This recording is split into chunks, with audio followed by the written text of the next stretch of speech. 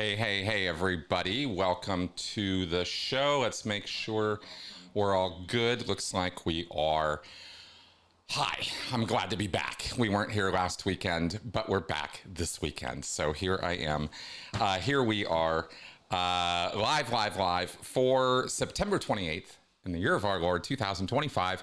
Welcome to Critical Q&A number 514. Thought I would try some different intro music for once. I love that song, and I usually cut it off anyway, so hopefully YouTube won't copyright strike me for that. But anyway, hi. I'm pretty excited today. I'm pretty pumped today because I gave a talk last night, live talk at the Secular Hub. And let's go ahead and switch over to the host and chat. Oh, nope, got to go back over to here to do that. There we go. Okay. Anyway, had a great time giving a talk last night about the REM model. And if you don't know what that is, I encourage you to check out my recent podcasts and talks about that. I've given about 3 or 4 discussions about it. I also got to this week be in someone else's podcast, the Glassbox podcast with my ex-Mormon friends, Bryce and Shannon. And they are going to air that probably sometime in the next few days. And so I'm just getting the word out there about this REM model and how kind of awesome it is. Oh, wow. Thank you, Siren. I like to think I'm amazing too, but I love it when people tell me that. Thank you.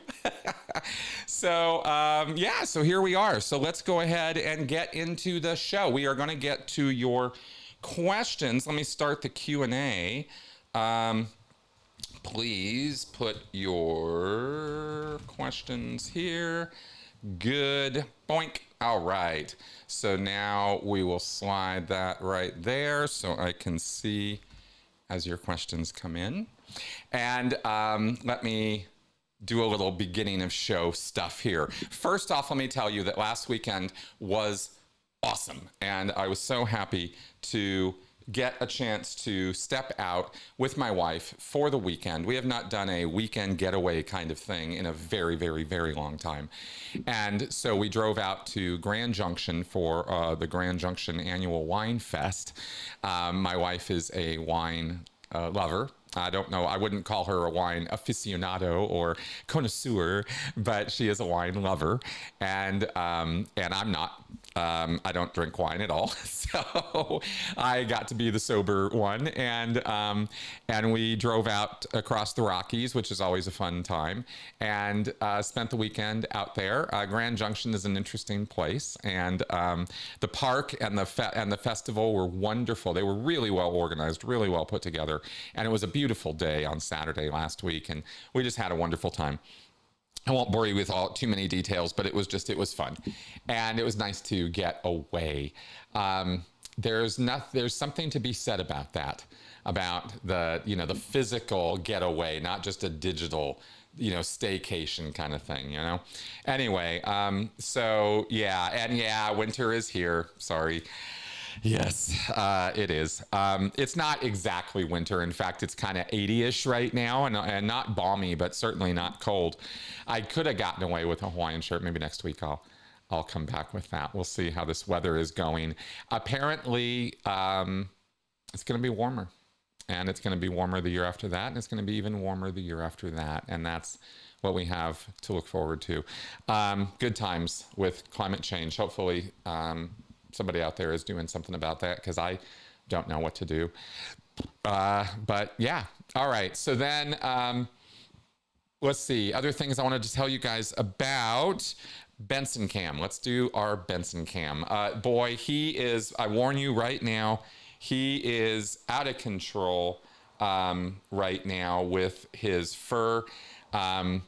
This is him probably about 20-30 minutes ago after we got back from our walk today.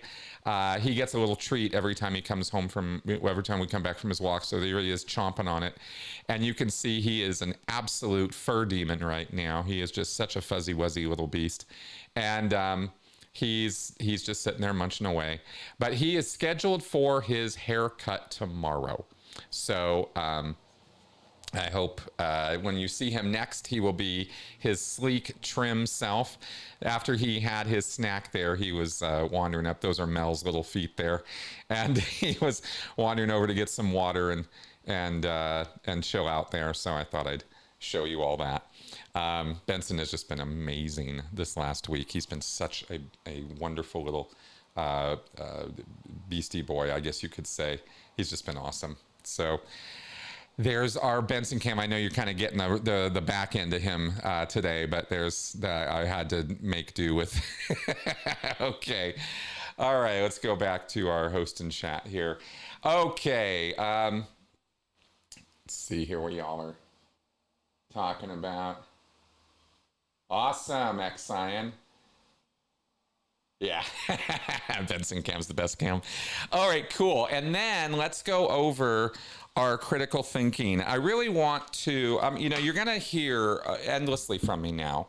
Now that I've kind of put out this model and I've kind of claimed ownership of it because it is mine, it's my creation, the REM model.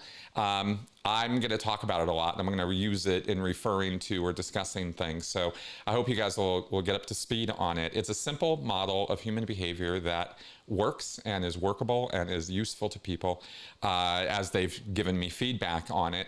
And I crave more. If you have opinions, ideas, or anything about my REM model, I very much would love to hear from you about it. These are early days, and I very much want to figure out how to communicate about it, how to use it to help people, how to propagate, knowledge of it. And I know that only happens by word of mouth and by y'all picking it up and talking about it and using it. And so I hope we'll do that. So to tune up our rationality layer, let's do some critical thinking cards. Actually, let's do one, and the one we will do for this week randomly is availability heuristic. This is a bias. This is a cognitive bias. It's a way we curve our own thinking and kind of mess ourselves up. The availability heuristic is your judgments are influenced by what springs most easily to mind. What springs most easily? If I say, well, and here's your flash answer, or here's the thing that comes up. Oh, well, that's your judgments can be influenced by how fast that comes to mind. Example, how recent, emotionally powerful, or unusual your memories are can make them seem more relevant. This in turn can cause you to apply them too readily. Try to gain different perspectives and source statistical information. In other words, if someone asked you, what's your favorite candy bar, and you had just eaten a Three Musketeers, you might, Three Musketeers, right? Just automatically, you'd like to lean in that direction, even though if you were to not have just eaten a Three Musketeers and it wasn't available on your mind right now, you might actually say a Baby Ruth or a whatchamacallit, because those are actually your favorite candy bar. You see the thing there, how that works? So that's called availability heuristic, and now you know. All right. Okay, I wanted to share something with you guys about the REM model and about changing hearts and minds. A little monologue here, and then we'll get into answering the questions that are coming in. So, when I was talking last night, and when I've given talks, and when we've discussed street epistemology, remember that? Street epistemology with Anthony Magnabosco, where we talk about how you can use questions to elicit information out of people and get them to start looking more deeply and honestly at their deeply held beliefs and attitudes and ideologies and ideas. The REM model is very useful for that. When you understand that you shouldn't be really fully engaging with the reasons or rationalizations that people give you for why they believe things. You want the emotional base, and you want the moral foundations on which those beliefs rest or from which they come. And that's really where our ideas and our behavior are driven from. And so we can So street epistemology is really useful for a method of digging into those layers. There are other ways of doing it. You don't have to go about it that way, but it is a pretty direct and useful way of doing it. And it's really just asking questions. It's being more curious than you are interested in stumping or lecturing.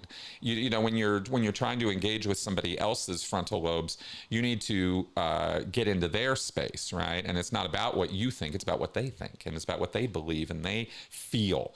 One thing that I think is important to know about people is that they don't question their feelings.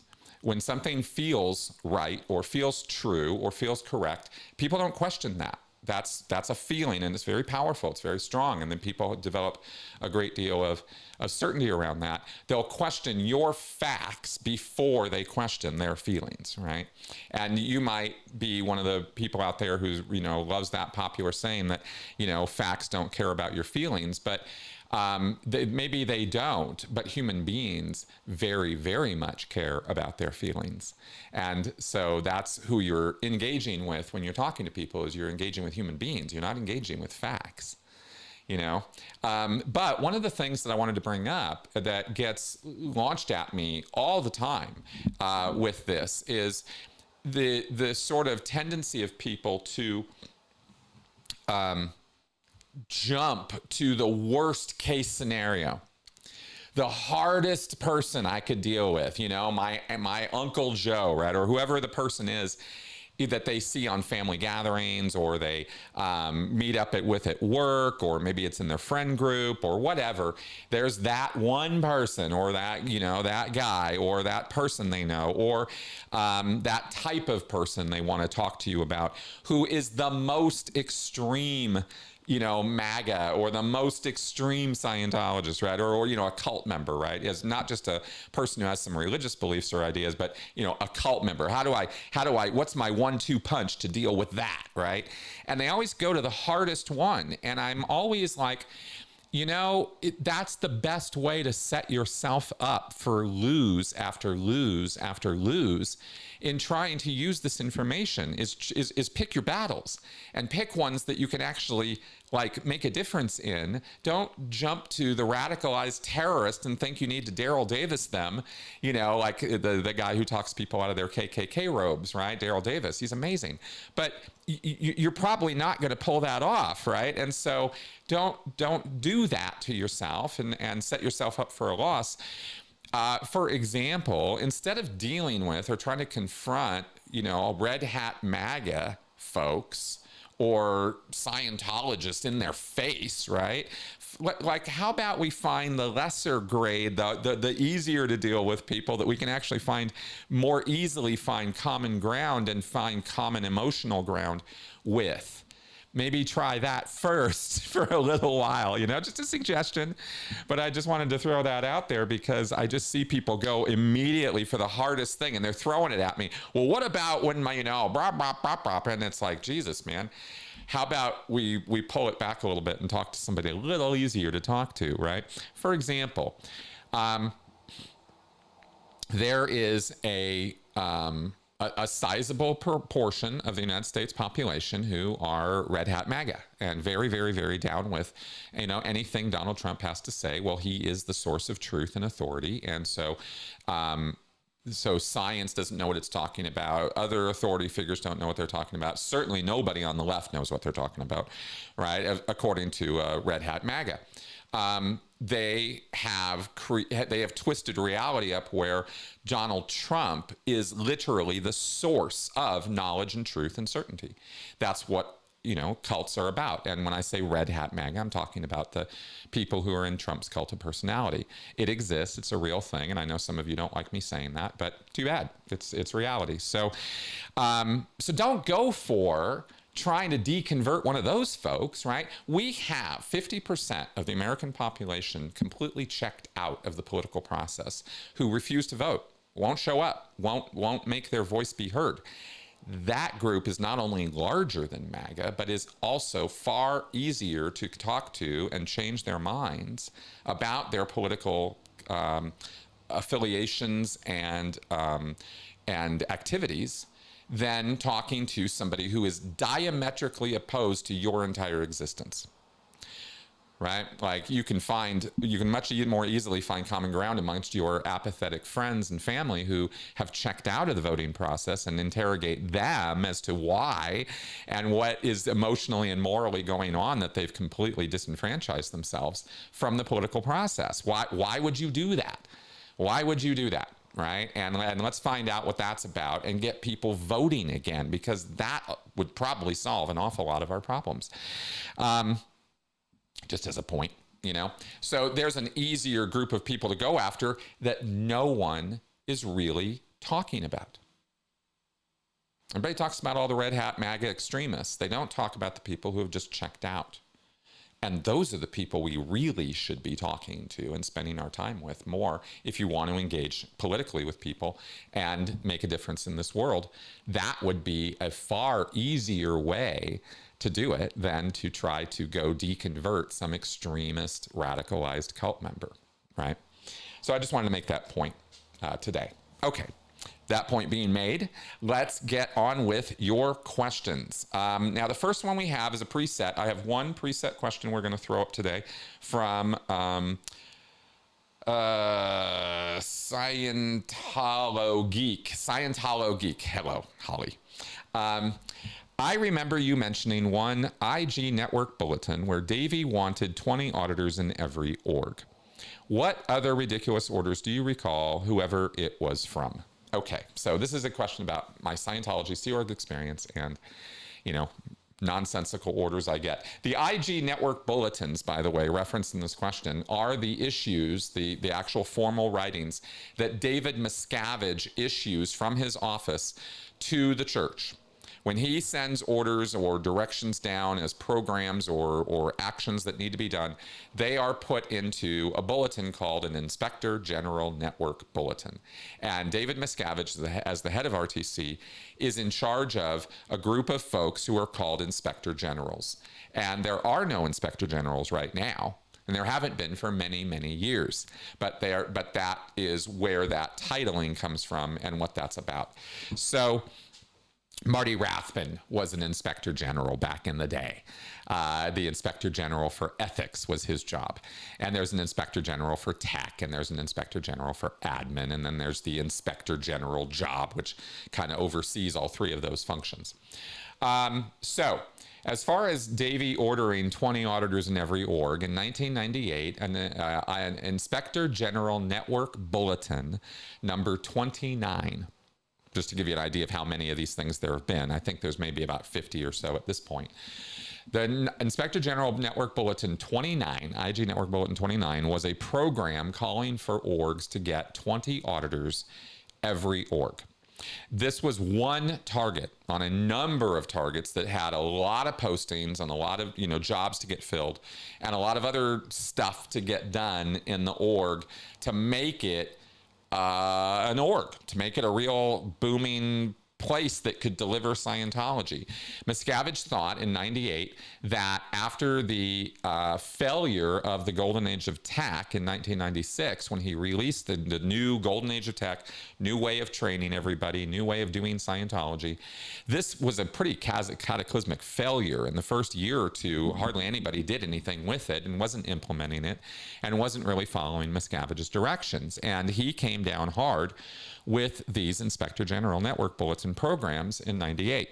So, and suddenly Miscavige was the one issuing all the orders and directions to the orgs directly from him to the orgs, right? Screw all of management. They were being bypassed, as Hubbard or Miscavige would say. And this was one of the most ridiculous of the targets, was one target on the program: get 20 auditors in your org. 20 auditors is a lot of people. Basically, would be the equivalent of trying to, let's not do it that way. Let's just say that in order to be an auditor in Scientology, it requires at least a year of formalized training, at least a year. And then, of course, you have to be a staff member. And you sign the staff contract, and then you get, whether you're trained or they train you once you become staff, then you get put on the job as an auditor. And there are maybe 2 or 3 orgs I can think of who have, you know, more than a couple auditors. Most orgs have only a couple auditors. Very, very, very few of them have 20. So what other kinds of orders do I recall? I wrote down 2 of them. During the implementation of this program, we were made in the Sea Org, when I was a Sea Org manager, we were made to meet with RTC daily on the progress of these programs and what we were getting done in them. And one day, Hans-Uli Stahli, that was his name. He was the RTC rep in the for the PAC base for the you know, all the blue buildings. He is no longer an RTC rep, by the way. He was busted and he ended up driving vans for gold and doing other menial labor. I don't know what he's doing now. But he had a lot of power, this man. And he would meet with us daily, chew us out, rip our faces off. He didn't have to yell and scream. He would just, very, very, like with a scalpel, he would just take you apart. You know, he was that kind of guy. And one day he found out that there were orgs in the West US that did not have any auditors. None, right? And he was like, what? How could this be? What? Orgs with no auditors? That's crazy, right? That's like a car factory that doesn't make any cars, you know? It's like, what are you talking about? And he was so outraged that he ordered me directly. You have 7 days. You have 1 week to get an auditor in every single org. And there were something like 12 orgs in the Western United States that didn't have an auditor, not even one. This was kind of a big deal. And so I had 7 days, which was impossible. Because the way that I would communicate with the orgs was through telexes, emails. I couldn't go recruit them directly. I couldn't, you know, call the orgs on the phones and start demanding that they drop everything and do this. So I had to fit it in with the regular line of orders that we would send into the orgs. And of course, the orgs receive a pile of orders every week from various people in management, and they prioritize it as best they can, being on the ground in the org, and they have people to service and books to sell and money to make and all the day-to-day grind of being a staff member. And now comes a piece of paper from some asshole, you know, a couple, 100,000 miles away, telling them, drop everything, get an auditor on post, you have 7 days, right? And it's like, sure.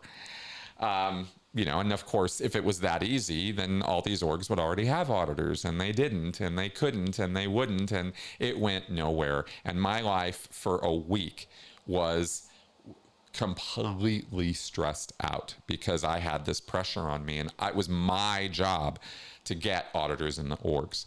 So I had, this was a period of time when I had those CMO young women, coming and screaming at me every 15 minutes.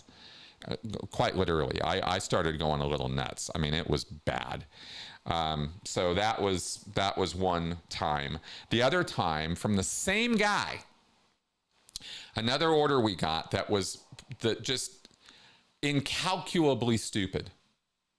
One of the single stupidest things I ever experienced in Scientology was the night that it was a Thursday night in West US management, and we were up all night on Thursday night sending all the orders for the beginning of the week down to our people in the orgs, and we would be up until about 4 or 5 in the morning before we could secure, right? And he comes in, and the way we would do the Thursday night, what it was called stat evolution and beginning of the week orders, right? That whole like beginning of the week thing. The way we would do that is we would have on the computers that we used, Incom had created a stat system, a statistical graph display system where we could pull up the graphs of the statistics of all the orgs in the West US, and each org has like 120 or so individual statistics that they report on. And then we could pull up the graph and see what their statistics were, and we could pull up one graph or two graphs and compare them, or even 6 graphs on a screen. And it was all digitally done and very fast. And from that, we could then switch over to text mode and, write our italics and stuff. Very, very simple, very, digital technology, right? Welcome to the 2000s. And this guy comes marching in one night and sees that we are on our computers looking at graphs and sending out our orders. And he has a hissy fit. And that really is the best way to describe it. A grown-ass man, and I think he was Swedish. He had this accent. He went off. Like this was some new thing he had just discovered that we do, is we look at graphs digitally and then send our orders out. And he pulls out this Hubbard reference from 1971 that talks about stat graphs being on pieces of paper. And he says, this bulletin from L. Ron Hubbard says that your statistical graphs are supposed to be on paper. You people are off the goddamn rails. What is wrong with you? Look at what this says. This entire system of you looking at these graphs on a computer screen is squirrel. You're a bunch of management squirrels. And from that point forward, he went down the hall to the people who produced the graphs, and he said, you people need to print these graphs on paper, have them in stat books, 3-ring binders of printed graphs, and distribute them to the management staff so that they follow L. Ron Hubbard policy and aren't looking at the graphs on the computer screen. That one order was probably responsible for an entire forest being deforested worth of paper over the next year or so, because then we had to print out all these graphs of all these stats for all these orgs. There are 34 orgs in the Western United States.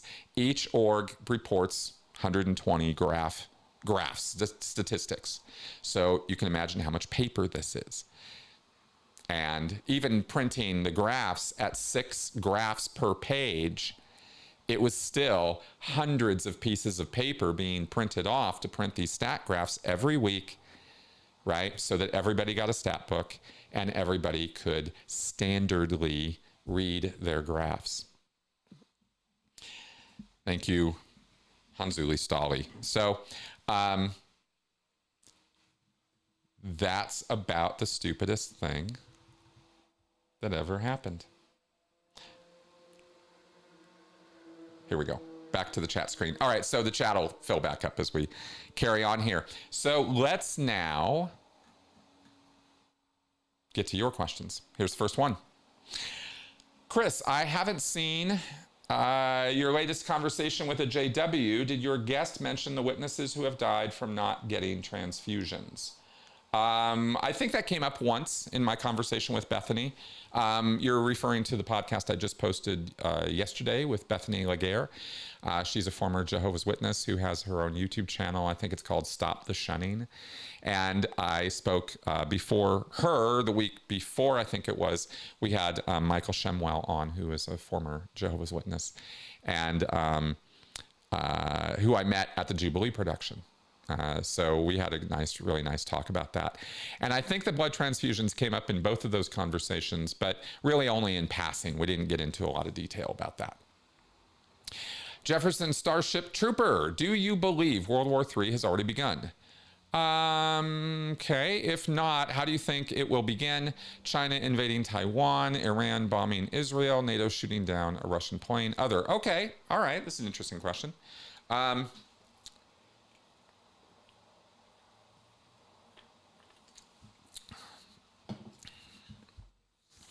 No, I don't think we are in World War III. No, I don't think we're there. I think we are in a period of an encroaching. If I'm going to get all melodramatic for a second, I think we're in a period of a what is it? The dusk, and the sun's going down, right?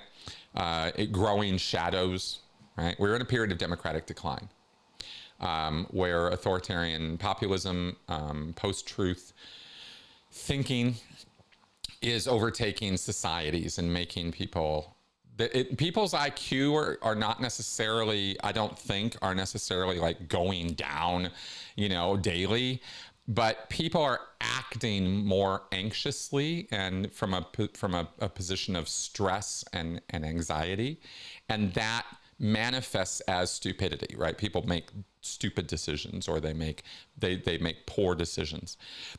And we're seeing this on a grand scale right now in a lot of ways. The strongman theory of government, the cycles of history, and how governments rise and then they fall, and civilizations rise and then they fall. Somebody has to live through those periods where things are going downhill, and we're living in one of those periods now. There are a number of systemic issues that we're a global community. We shouldn't be thinking of ourselves as nation states that are isolated and living in a vacuum from other nation states, because that's not how the world works. We've been an international trading community for a very, very, very long time. And because of that, we're all interconnected. We rely on one another and other countries, right, for our goods and services. So when people start becoming afraid and resource hungry and concerned about, are they going to be able to eat tomorrow? Are they going to be able to eat next year? What's going to happen 5 years from now? When people start freaking out about that, and there's been years and years and years of people freaking out about that, they get freaked. They start stressing, and they start acting, like I said, with anxiety. And when people get anxious, they stop thinking long-term and start looking for short-term, quick solutions to complex problems. And strong men rise and promise short-term, quick solutions to complex, long-term problems. And people believe them because they feel they have to. They're very incentivized or motivated to reason out that this strong man is going to be the one who's going to solve everything. They're charismatic, they're forceful, they talk tough, they blame. It's very, very easy for people. It's the natural tendency of people to want to right? To find a scapegoat, to find somebody else who's responsible for all my problems, or all of our collective problems. It's those immigrants, it's those Jews, it's those Italians, it's somebody other than us. This is classic human thinking, right? It's not my responsibility, it's not my fault. It's all of you people who screwed all this up. We were doing just fine till you came along. This is just such classic human behavior, no matter what culture or time period you're talking about.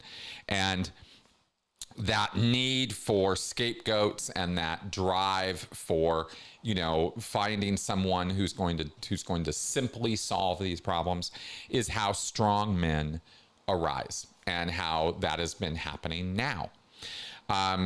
We have the most powerful technology ever available to us in terms of the speed with which we can communicate, the speed with which we can move things logistically around the world or across the planet. It used to take weeks or months to go from from the America over to China, or America to Europe, or back and forth, or whatever. It would take weeks, months to make those journeys. Now it takes hours. It's when you speed everything up like that, and you have millions and millions of people now interacting, the complexity of the systems becomes like off the charts.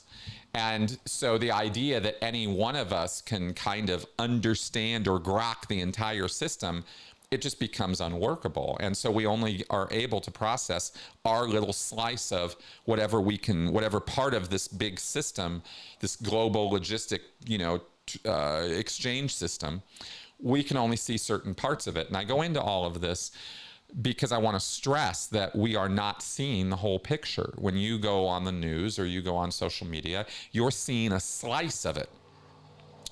And you don't know, when you're seeing that little slice, how important it is in relation to other things. So one of the big problems with the world right now is everybody's priorities and perspective is all whacked out, because they think they have a picture of the world, which is probably not actually a very good picture of the world. They only have this framing of it. And when they are anxious and stressed out and economically, deprived, which most people are, that's why we call them the 1%, because that's where all the money is, with the 1% of us, right?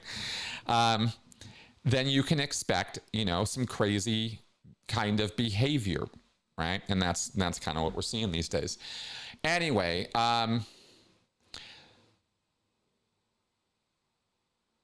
so what I want to say about China invading Taiwan, Iran bombing Israel, etc., is no matter what you think, here's a guiding principle for you, which could both be good or bad depending on your mood or perspective in the moment, but it is a true thing. I'm about to tell you a true thing, and what you do with it or what you think about it is kind of up to you.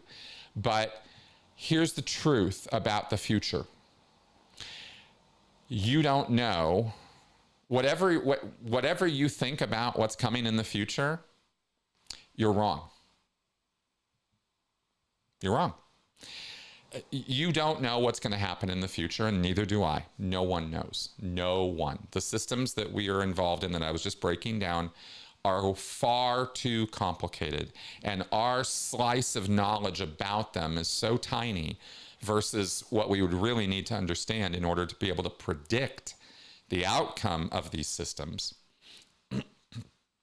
that whatever you think is going to happen, you're wrong. Something will happen in the future, for sure, and conflict and war is coming in our future. Of course it is. We've been at war, the United States has, for decades in one way or another, here, there, and everywhere. So, of course, it's very safe and easy for me to say that war is coming because it's inevitable, right? That kind of conflict.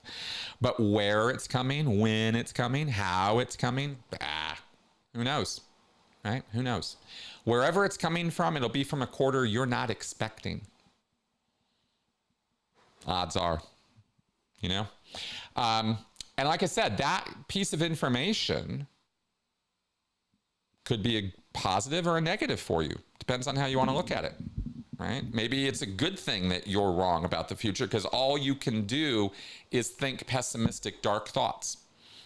You can't see any hope, any light, any reason to carry on, any reason why humanity is going to succeed rather than fail. You can't find that right now. Well, then, things probably look pretty dark. On the other hand, if you can flip that script, find some reason to hope, find reasons why things might get better, or as I watched last night, I watched a woman break down who appeared like she knows what she was talking about. It was a TED Talk woman who talks about all these systems, talks about the world as a complex series of global systems, right? Is maybe that's why I'm sort of thinking about things that way right now. But she talked about the fact that things are happening that are far, far, far beyond our ability to control. Population decline being one of the big ones, climate change being one of the other big ones. Both of those things are going to have massive effects over the next 100 years on all of us. Climate change and global population levels falling. And barely anybody is talking about either one of those things right now because we're all wrapped up in the psychosis of Donald Trump and the national humiliation that every American is experiencing right now because an insane person is in the White House. A visibly, noticeably, blatantly, obviously insane, demented fool, right? And if you have no idea what I'm talking about or you rabidly disagree with me, just go watch the UN speech from a couple days ago. This man is insane. And that's who's running our country right now. That's dark. That's a dark, dark place for the whole world to be right now. And it makes things very unpredictable. I mean, on top of everything else I just said, you put a crazy person at the top of this, and then you put a cult, a political cult in our government enabling this from the Supreme Court and from the Congress, who will not lift a finger to stop the madman. Is anything goes time, right? So, yeah. So so I'm the kind of person who takes a little bit of heart, who takes a positive out of the message that whatever I think about the future, I'm wrong, right? Because I'm hoping for good things. I'm hoping for technological improvements, social improvements, and a sort of a rise of a leadership that can somehow communicate sensible solutions to complex problems rather than thought-stopping cliches and nonsense, right? Which is all we're being served right now by our current governments, right? The British government isn't really that far behind the American government that way. And Europe is kind of floundering around in the face of authoritarian aggression from Russia, China, etc. So things are not great right now, but I don't think we don't have, I don't think there's no reason to hope. And I don't think that World War III is inevitable and that this all is resolved through violent conflict. I don't think we have to go there, and I don't know that we are, right?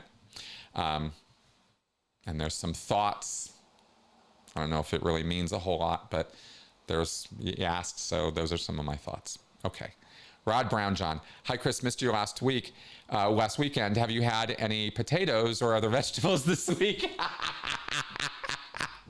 When are you next having Anne on? Okay, good. Thank you. Oh, you guys are awesome. Okay. Yeah, I've had a lot of potatoes this week. I've had mashed potatoes. I had French fries. I love potatoes. I'm a veggie-holic. I love veggies. I'm never going to live that down. Anne and I shot a video about a week ago talking about the REM model, of course, and some other things. And that is going up on her channel, and I'm figuring out how to pull some shorts and some clips from that to post on my channel, hopefully this next week or so.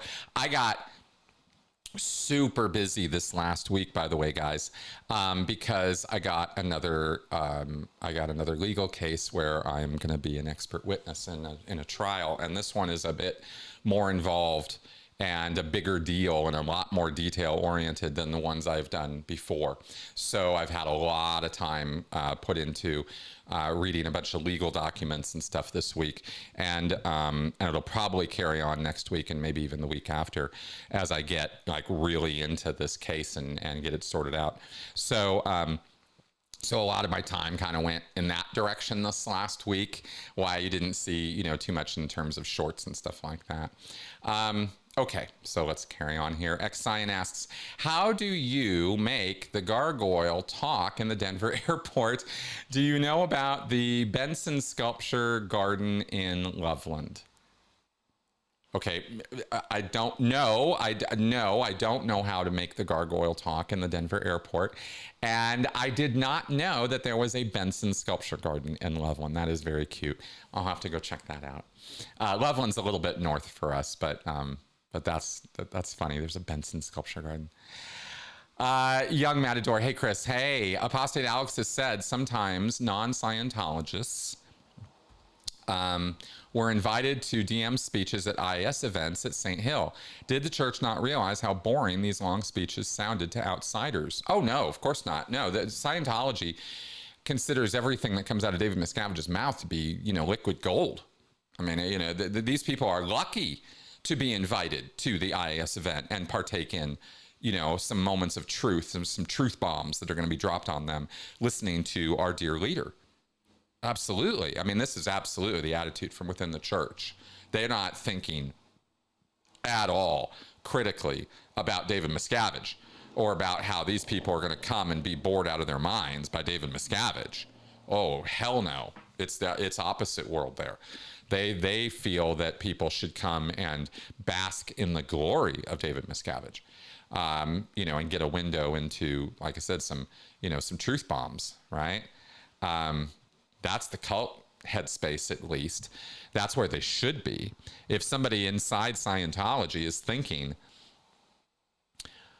oh, this crap is boring as hell, we shouldn't be, exposing people to this kind of nonsense, right? They'll get the wrong idea. If they're thinking that, they are what is called disaffected. And they're gonna have a long trip on a short ride to ethics, right? Okay, yeah, for sure. George Smiley, what kind of processing did David Miscavige get when he was temporarily cured of asthma as a young boy? How long would it take for raw meat to get any kind of processing like that? Oh, good question. I'm not sure what processing Miscavige had to address his asthma, actually, George. I don't know.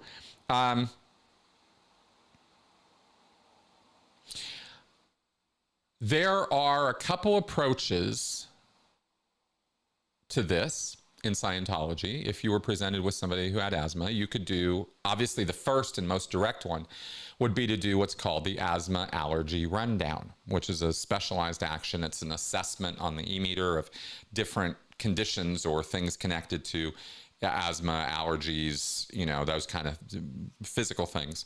You do this assessment, and then I think it's run with, I think there's Dianetics that could be run on somebody with the asthma allergy rundown. And if they're already OT or something, then you would use recall processes on that. Generally, that's how it goes, by the way, is if you have some rundown, some specialized rundown of some kind, and you're auditing a person who is not yet clear, then you can run Dianetics style auditing on whatever it is you're trying to cure or fix or deal with. But if they're already clear, then the kind of auditing that you run on them is not Dianetics, it's recall processes where you just remember, recall a time you had asthma, recall another time you had asthma, recall another time you had asthma. It's a repetitive process of the same question over and over and over again on a recall basis. And that is a different kind of auditing from Dianetics auditing, where you're not recalling, you are returning. You're actually sending your whole mind back to the time of the episode or incident and reliving it. And when you're OT or clear, you don't run that way. You run this recall way. So Miscavige could have had either one of those done with him. As a young man, of course, he was not OT, but sometimes the recall processes are run on people who are not yet up to running Dianetics too. So that's why I say I don't know what kind of auditing he had. You could also do other kinds of auditing. You could do a prep check, what's called a prep check on it, which is, again, a general sort of, let's talk about this using the meter to find the charged areas, and let's bleed this subject of charge is how they would describe that in Scientology, right? You're just going to pull, trauma off a person, right? Charge is the equivalent of like past trauma in Scientology. So you could do something like that. Trying to think if there are other ways of approaching asthma. Obviously, you could just do book one. You don't have to even use a meter. You could just do a very primitive Dianetics auditing on it, where you just, okay, let's find a time you had asthma. Good. Go, you return to the beginning of the incident and tell me when you're there, right? And I'm having this asthmatic attack. Okay, good. Let's run through it. And you run through it, and you run through it a few times. The person literally relives the incident. And then you could expect, predictably, that you would have to go earlier similar. Okay, is there an earlier time? Is there an earlier similar time when you had asthma, or when you had an asthma attack, or whatever the wording of it is going to be, right? And you could do just straight up book one style Dianetics with it. The Dianetics I was referring to earlier I was thinking of NED, New Era Dynetics, which uses an e-meter. So really heavy, I'm dropping a lot of Scientologies here. I know, George, you'll keep up with that, so that's why I did that. But I hope the rest of you, I hope I'm not talking Martian here. Okay. George is asking, he clarifies here, my second question is about someone today getting such processing. Miscavige now wants the public to watch tons of stupid videos first, right? Yeah, he does. He absolutely does. How long would it take for raw meat to get any kind of processing like that?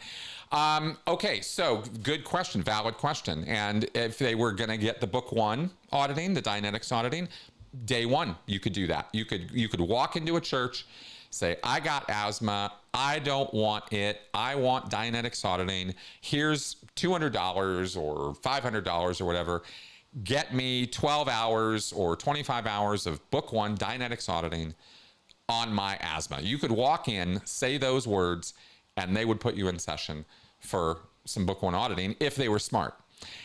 If they were stupid Scientologists, they would try to upsell you or sell you something else.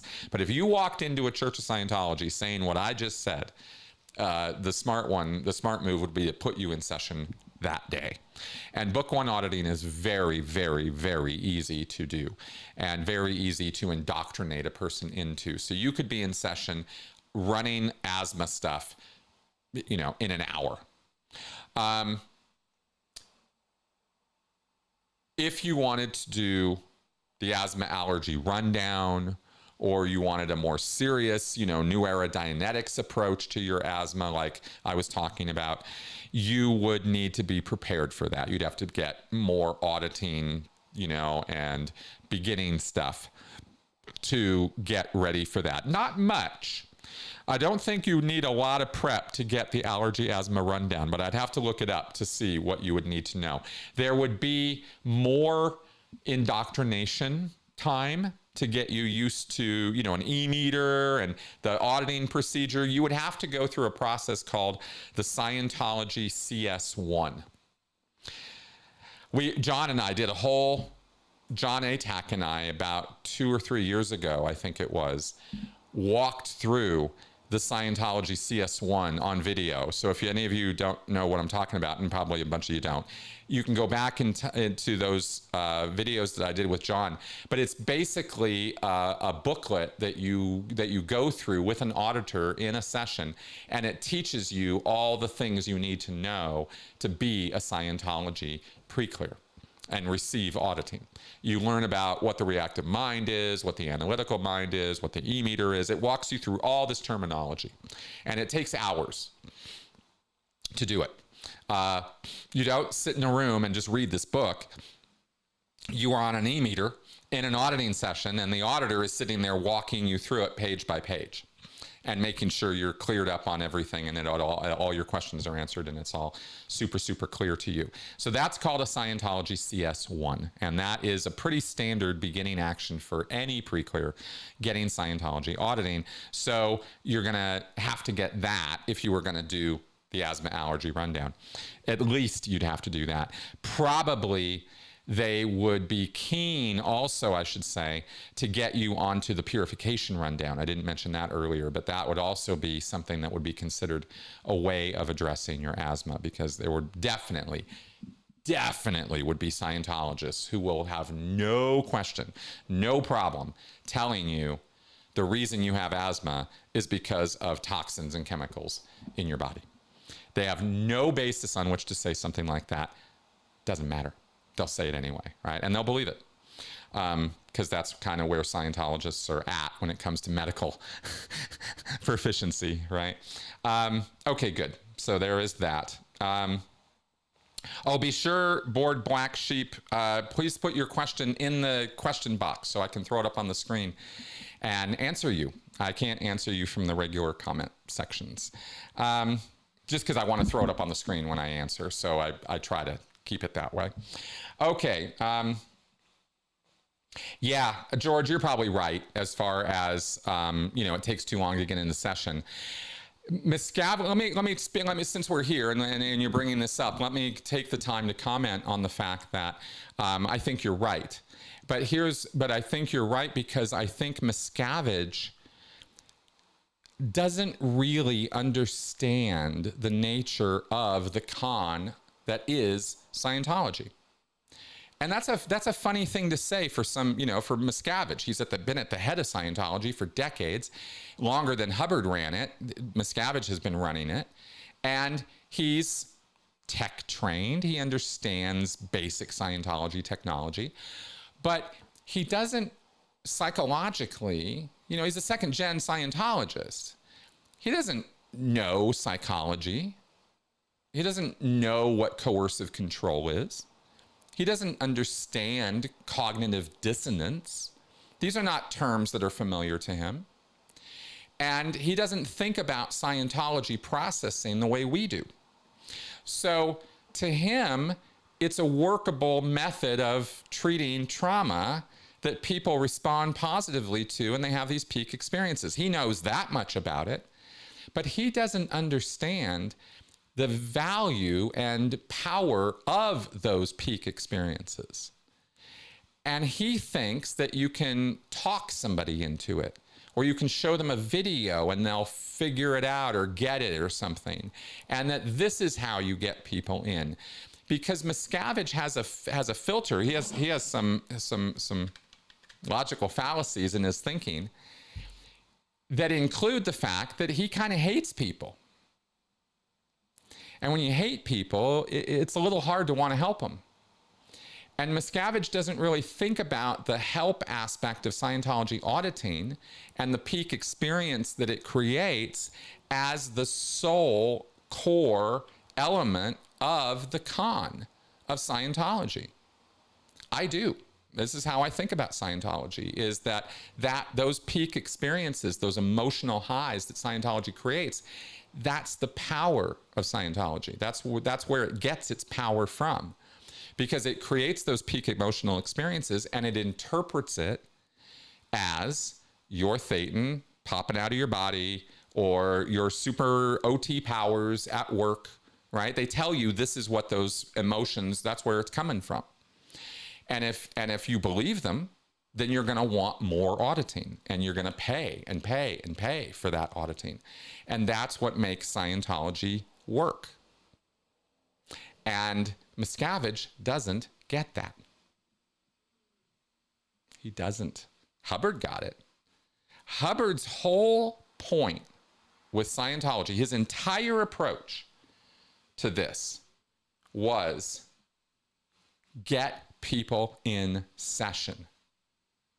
No matter what it takes, no matter how badly it's done, get them in session now. That's the only thing Scientology is good for, is getting people in session.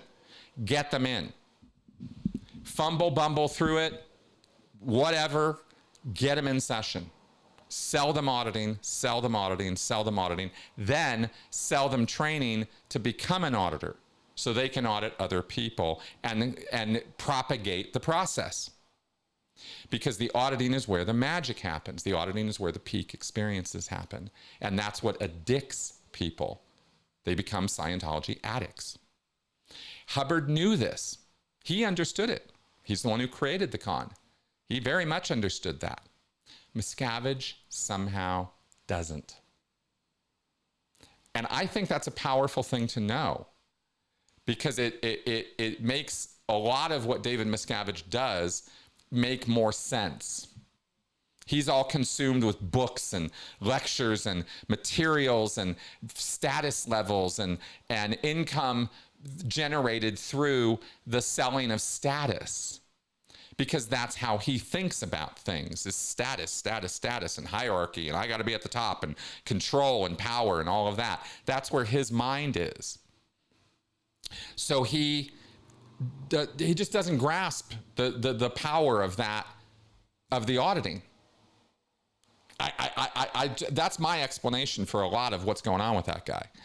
And so the sort of lessening, or the sort of tune down, I don't know what word to use here, but like the lack of priority or importance that is now placed on auditing in Scientology compared to how it used to be is night and day. It used to be a very, very different thing. When you walked into a Scientology church, they were gunning to get you in session as quick as possible. They wanted your ass in the chair getting auditing or doing TRs in a classroom. Similar effect, right? A similar peak experience creation and similar levels of misinterpretation of the peak experience to convince you it's all Scientology and you're in the special place, right? So those were what they were trying to do. Now, you walk into a church of Scientology, they'll barely talk to you. You know, they have a huge distrust of the outside world. It has never been more us versus them than it is now in Scientology, right? For a lot of reasons. So that's what I throw out there. Yeah, exactly, George. That's why he is good with the whales, because that's what he spends his time being good at. If he wanted to be a good salesman of auditing, it would be nothing for him to do. But even Miscavige is a very good salesperson. He's really good on stage with his people. And he could absolutely push, get your ass in session, get your ass in session. But he doesn't really push that. You know, and that's one of the biggest changes organizationally, you know, with Scientology. Okay. Look at that. We're an hour in already. Look at us making all this progress. All right. Once a witness asks, if Hubbard would have gone to prison, would a lot of Scientologists have left, or could Hubbard still keep Scientology going while in prison? No, he could have kept it going. I mean, just look at people like Lyndon LaRouche or who's that Mormon guy? Come on. Anyway, it's right on the tip of my tongue. Warren Jeffs. Yeah, right. Ran his whole thing from inside prison. Yeah, Hubbard absolutely could have and would have done that because his loyal followers wouldn't have allowed him to do otherwise. I mean, you understand the codependency of this is important. And I got to stress that side of the cult relationship here, because it would be the followers who would be communicating and demanding direction and leadership from Hubbard, even though he's in prison. They would not give up on him. It would be in fact, a martyr condition where it would be the exact opposite. They would fight tooth and claw to get Hubbard out and would believe to their core that the justice system and the police and everything involved with persecuting Hubbard were absolutely off the rails. Absolutely off the rails. They would not, spend any time thinking about what the government had to say about L. Ron Hubbard. They would just be furious at the government for doing what it's doing. You can look to examples in history to see what I'm talking about. The Portland Crusade, the protests and actions that were taken in Portland and Sacramento, in Los Angeles, when those court cases were going on and Scientology got all crusader. They went into crusader mode, right? That's what they would do. No question about it. That's what they would do. All right. OBG Foster, do you think a non-Christian has a chance at becoming president or VP in the near future? Oh, interesting question. No, not really. This country's not religiously tolerant. It pretends to be, but it's not. For the most part, this country is incredibly biased towards Christianity. This country despises atheists as a whole, despises them. I mean, they are bottom of the barrel. One of the only groups that is less popular than atheists in America are Scientologists, which I think is funny. But we're talking bottom of the list, right? Americans are horribly religiously biased in this sense. And if you're trying to run for office as an atheist or something, good luck. As a Muslim, well, you see how Muslims are treated by at the federal level with the blatant religious discrimination and religious hate that is directed toward Islamic senators or House of Representative members. It's blatant. It's a blatant hatred. And this country is very, very hypocritical when it comes to its position on Christianity and on religion in general. It's very hypocritical, right? We don't have to be that way. A lot of Americans are not that way, right? But more Americans than not are religious bigots. Absolutely. I don't have any question about that. I don't feel uncomfortable saying that or feel like, oh, I'm in controversial territory. Not at all. This country is off the rails when it comes to its Christianity, right? Especially now. Especially now. Oh, these Christian nationalists are the worst. So no, I don't really think that a non-Christian has a chance. Yeah, no, I just don't. Okay, P. Langton. Hey, Chris, how does retirement work in the Sea Org? Okay, is there such a thing as a retirement plan, or are members simply released when they get older and left to fend for themselves? Okay, so this is literally like the 20th time I've answered this question over the years. There is no retirement plan in the Sea Org. When you get old enough that you can't work anymore, they put you in an old folks home.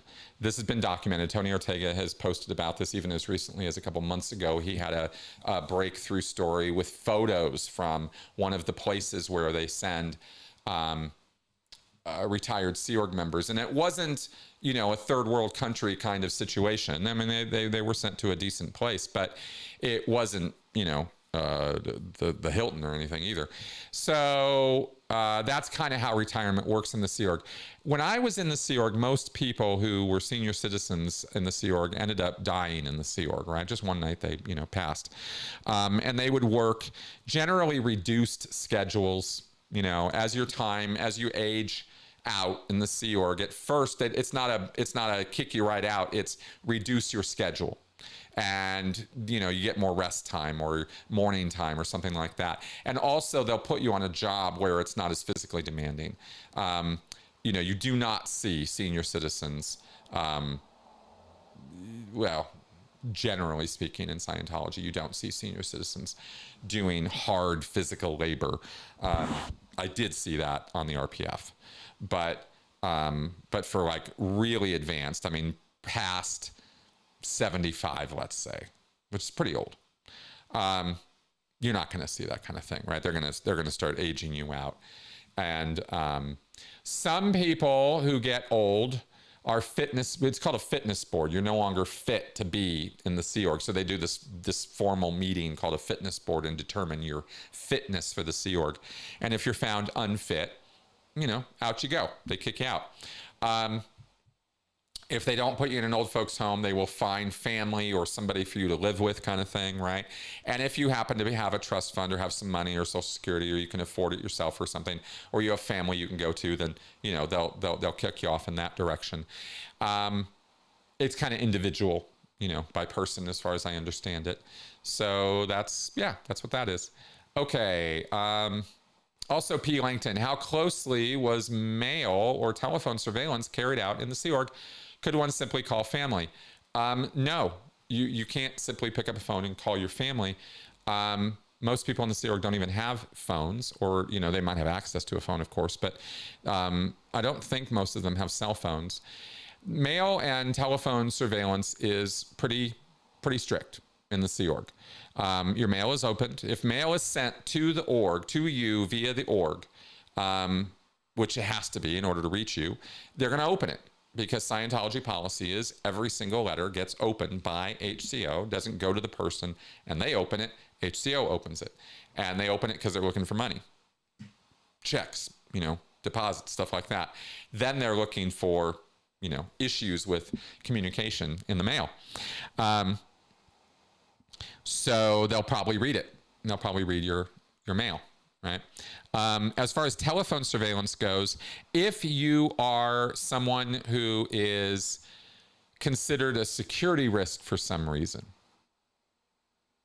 then they'll put you under watch, or they'll monitor you more closely. If you are a trusted person, you get a bit more latitude, right? If you haven't been in trouble recently or something like that. But that's all from like 12 years ago. I don't know what the current scene is in Scientology with that.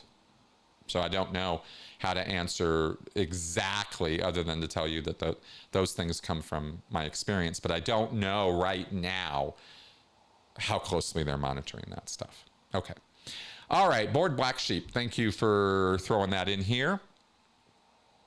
I feel like on some health issues, Scientology matches with evangelicals. Do they ever align to obtain political goals together, or they would never do that? No, they work together. Scientology is into interfaith conferences and get-togethers and working with other churches on common cause issues. So they've definitely done that a number of times. Work with the Jewish people, Christian people, Islamic people, Nation of Islam. I mean, Scientology doesn't really care who they're working with. If the common cause will forward their goals, they'll do it. Yeah, they do that. Okay. Young Matador. The Hubbard College of Administration in Los Angeles had a fire last week. Yeah, I read about that. Can fires or acts of nature be punished in the Church of Scientology? Oh, yeah, sure. Will staff be on the hook to pay for materials destroyed in the fire? Probably not. Probably not over at the Hubbard College. Depends on how it started, right? If it was a Sea Org member responsible for it, that guy's toast. But if it was an accident or something like that, they'll want to figure out where it came from, and they will absolutely look for a scapegoat within the church for that, if such can be found, unless the source is obviously external, like a arson attack or something like that, which they will also be very interested in. OSA will examine both sides of that, and the investigation into the fire will involve, looking for both of those things. Staff are not going to be on the hook for paying for the materials. That's not going to happen. Again, unless there's a particular staff member who is, found responsible for what happened. But paying for the loss in materials is going to be the least of their concerns, right? The whole building burnt. You know what I mean? Like it's going to be a big deal. Whoever is found responsible for that. Yeah, that's what I can say about that. They absolutely, they scapegoat their own people. In a general sense, Scientology scapegoats its own people all the time. So yeah, that could definitely be a thing. Michael Yoder, hey Mike, just finished watching your interview with Bethany, loved it. Thank you. Plans for more? Yes. I think your deep dive, the similarities between Church Scientology and JWs. Yes, absolutely. We have been deep diving that, and we will continue. I've been wanting to present bigger, longer term comparatives between Scientology, JWs, Mormons, other groups. You've seen a lot of work this year on Mormons. Now that I've got Michael Shemwell and Bethany and others coming on who are former JWs, I can talk with them in detail and will about, compare, contrast, and about the structure and systems involved in these cults. I'm very curious about, for example, what we haven't gone into much in a long time, if ever, the finance system of the JWs, the real estate valuations of the JWs and the Mormons, by the way. The power structures, how are they put together? How is power distributed and organized in those groups? Stuff like that. I think that might be kind of fun to dive into, as well as what we're doing now with the Mormons. I want to do with the JWs too, which is what's the hidden history? What are the hidden stories? What are the things they don't tell their members? What are the things that have happened that nobody knows about, right? What's their stuff? And of course, we cover all the time the traditions and belief systems that these things come out of. I'm endlessly fascinated personally, and I guess I'm gathering an audience of folks who are of a similar mind. I'm endlessly fascinated by the historical precedents and events that create cults, and how one cult down, it exists, and then there are downstream other cults take from that, right? And how one leads to another, leads to another, leads to another. It's a really interesting way of looking at that. I find it interesting. I can analogize it to I sort of think of it as a river of progress or flow, right? If you think of history as a river, where you have these things arise and then it flows downstream to, to the next thing. Example, I think about Scientology, and then I think about how in the 1950s and 60s, separate from Scientology, but partially because of Scientology, there is a growth, there's a human potential movement that begins in the United States, and really took off in the Bay Area. And the Epsilon Institute and some other groups were kind of all about this, groovy, man. Let's figure out what people can do and what they're about.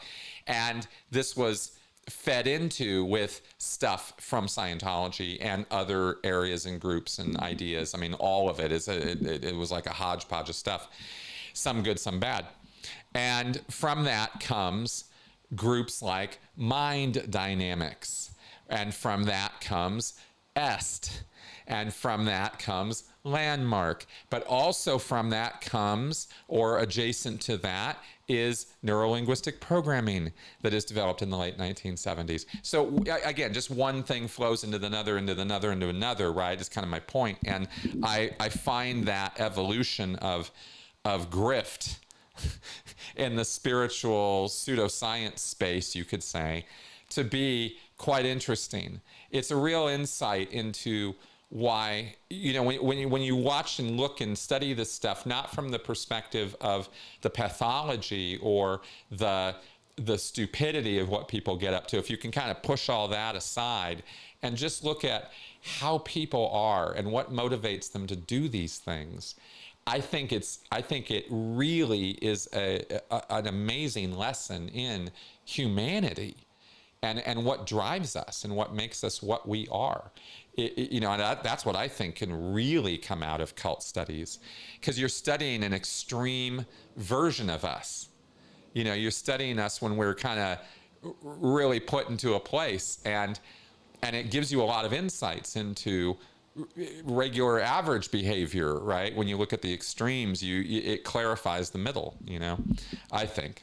So I really enjoy, doing that kind of stuff.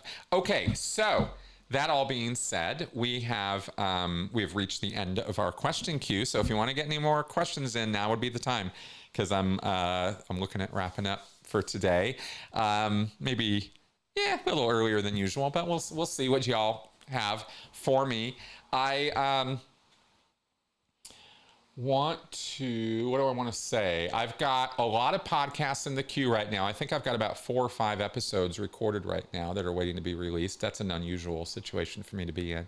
I've been doing a lot of interviews over the last few weeks, so I got a lot of stuff in the queue, and more coming. Oh yeah, and what are we coming into October? My wife reminded me the other day about my month off time is coming up. Every year I generally take, over the last few years, I've been taking about a month off as just time away from the channel to recharge the batteries and recalibrate and figure out what I want to do moving forward and all that. And that'll probably happen in December this year, right now that's kind of come into my thinking. So you probably won't be seeing me too much during December. December is pretty classically a slow time on YouTube anyway. So it's a holiday season and all that, people get. So anyway, so there's that. And yeah, let's go ahead and wrap up.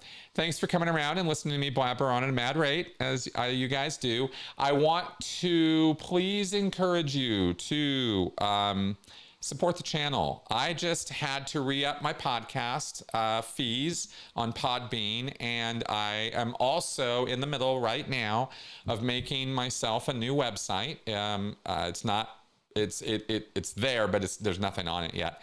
So I will share that with you once I actually have a website worth sharing. But I need to put some time into getting that organized and put together. It will be different from the website I used to have. I'm not going to post all my stuff there. I'm going to try to organize it a little differently and try to organize it around my consultation and public speaking and the REM model and stuff like that. So people can go to it and kind of, get who I am and what I can offer them, and I'll probably put my CV on there and stuff like that. So that's coming up that I'm working on. But I could really use some financial support. Just going to throw that out there, right? These things cost money. It's not free to do anything on the internet, and I could use your assistance with that. Yeah, that's what I got. Okay, so thanks for coming around and watching, guys. Very, very much appreciate your viewership and your support, and see you soon. Bye-bye.